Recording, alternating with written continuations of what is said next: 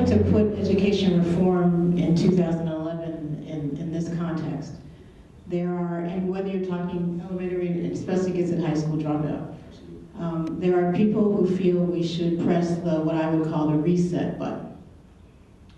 That we need to either have charters or close schools or have anything to change drastically so that you could get those kids to graduate, right? So how does Victoria? But the other side of the issue is you do a turnaround school.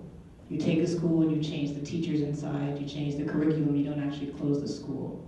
The problem with high school dropout rate is we blame the high schools, but a 9th grade teacher gets what they get. A kid who's reading at a 2nd grade level, which there are many, who enter 9th grade, it is very rare that a high school teacher of any ilk could raise that kid's test scores in a way that they could graduate on time in 4 years. And so the way the Victoria Foundation and a number of other foundations are looking at this is you cannot start at the high school level, it is too late. You have to start earlier. That means you have to have a middle school strategy. We know, and it's been documented, research-based, that a kid in 4th grade or 5th grade, you can predict pretty accurately if they are going to graduate from high school, if they are on track. Have they failed one class? Have they had major behavioral issues so that they are missing more than 10 days of school? Meaning, our practice of suspending kids on a regular basis does not help. If you want to suspend a kid, do an in-school suspension where they still have to do work. If they are failing one math class, if they are failing one English class, if they are doing 2 of those, you can predict with accuracy that they will not graduate. The question is, what do you do in 4th and 5th grade, not what do you do in 9th grade? It is too late. 3rd grade, right. 3rd. Well, there's different things you can do. The point is you have to be reading by 3rd grade. Right. Either way, you got to start much earlier. And I think the people who just focus on high schools, we're never going to win this issue. Charter schools are not the panacea for the entire answer for all that's going on with education reform. And to further actually give more of an, I'll give you more fuel, Senator. In the state of New Jersey, 1.5% of all the kids in public schools are in charter schools. So you're still talking 98.5% of all the kids in the state of New Jersey are in traditional public schools. The real reform has to happen for all of the kids in all of the schools in the state of New Jersey, not just within charter schools. Use charter schools as these laboratories of innovation to start understanding what we can do, but to solve all kids. And also to a point that Dale brought up is, I want to push you a little bit on this, Dale, because I don't think we cannot give up on the high school kids because we have 8th graders in school right now who are failing, and next year we'll be in the 9th grade. And I'll take an example from a school that I'm familiar with in the city of Chicago. Some folks may have heard about it. It's Urban Prep Academy. They have Jared Justin High School. They are in Inglewood because of the community and the extreme segregation you have in Chicago. It's 100% African American, 100% below poverty level for the students in the school. The average 9th grader comes into that school reading at a 3rd grade level. Remind you again, average 9th grader coming into Urban Prep High School is reading at a 3rd grade level. They've taken a freshman class of 100 for 2 years in a row, freshman class of 125 students. By the time they are seniors, each of the last 2 years, 109 of those freshmen have been enrolled in 4-year universities. That's remarkable. That means that these kids can learn. We cannot continue to give up on them. I think the point is that we have to have a full strategy. Yes. We have to think about what we're doing in the womb, what we're doing in preschool, what we're doing in 3rd grade, what we're doing in the middle grades. But we also have to look at what we're doing at the high school level and understanding that these kids do have a chance. We can't give up on them. There's an opportunity. And what the school has done, what we've learned from that school, is they've treated those kids with respect. And they've told them from day one, they do this. On day one, when you walk in, they have the parents drop off the kids. They have an assembly for the parents, and they talk to the parents what the expectations are. They take the kids and they turn them right back out of the building. They put them on a bus, and they take them all to universities across the area. And they say, in 4 years, we will bring you here. And and it's setting that expectation for kids that yes, you can get here. And for the first times for many of these students' lives, it's the first time they've ever been told that they can go to a university, that they've been told that college is actually for them. So we really need to make sure that we're setting expectations high, because kids can do it. The problem is that the adults aren't setting expectations for the kids. And we have to have that full array of opportunities for all kids, and not just within the charter environment, for all schools. I've always lived under the notion that, and it's been proven by the way, that preschools make a big difference in the lives of these young people growing up. And that's where we want to cut funding. That's where some of us are fighting against the cutting of the funding.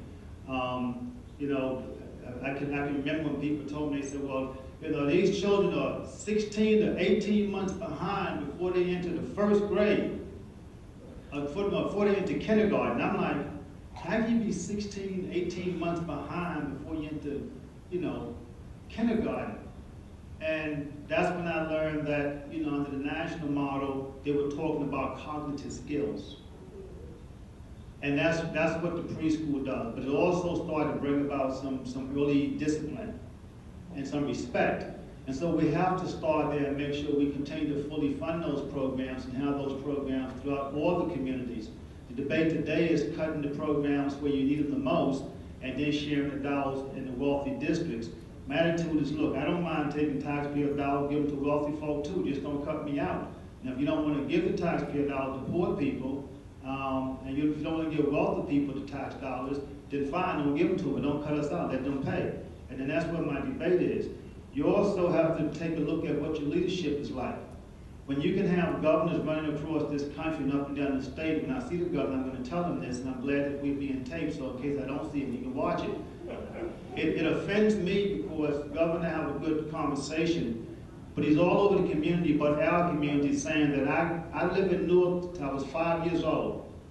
And he did, according to him. He lived right across from Westside High School. If you go to Westside High School in my neighborhood, where my office is, you have an abandoned lot and an abandoned building.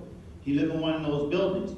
He said, but my parents raised $1,000 apiece to buy a house in another community where I can get a better education. And had I stayed in Newark to get my education, I would not be governor today. That is a bad message.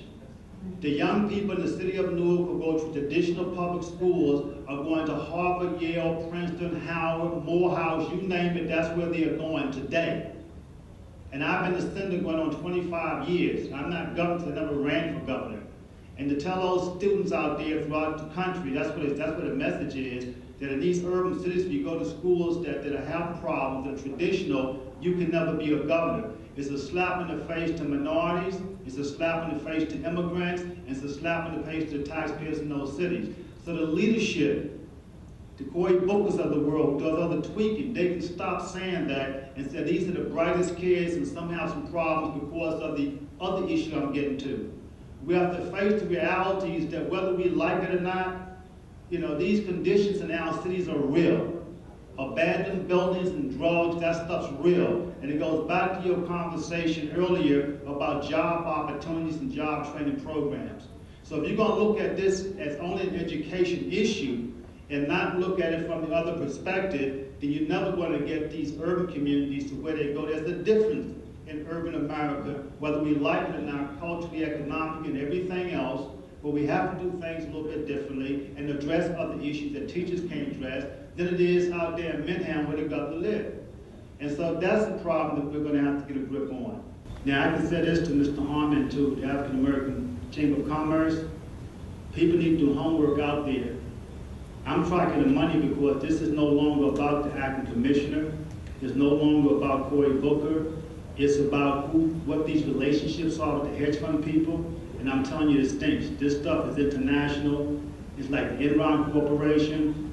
Everybody's been touched by these people, from the Obama's administration to Como, who just got elected, down to here. Our people are going to have to be educated where they can make objective choices. Charter schools is not the problem, and it's not even the way to go. When Shad School was out there, nobody wanted to buy $1 for it. If you go to Sister Clara School, which is a Muslim school, nobody wanted to buy money for it. But yet, we can quasi-privatize and we can sell it. When you get clergy members and business people, but that's their model. You know, if you want to fight us on charters and you want to make money and go into that network, then they have their own university for superintendents and managing people. They will give you capacity as an entrepreneur, but that's their goal. And they make that very clear. And while we don't know it as New Jerseyans and Black Legislative Caucus or white legislative members don't know that and track it, to me, it's disappointing.